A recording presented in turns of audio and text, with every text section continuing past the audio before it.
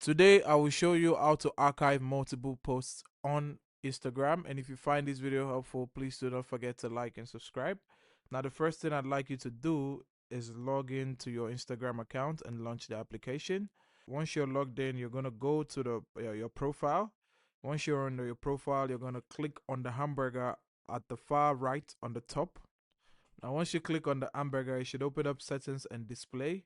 And what you're going to do is you're going to click on your activity.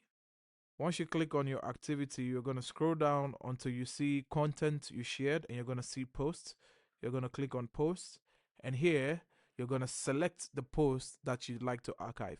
Now, I only have one post, so when I select, and once you look at the bottom, you can see it says archive and it has in brackets the number of posts that I've selected. So in this case, if I have multiple posts and I select this post, it's also going to act like that and it's going to put a number of posts there. And what you're going to do is you're going to click on archive, and it's going to ask you if you want to archive the post, and you're going to click on archive. And just like that, you should be able to archive multiple posts.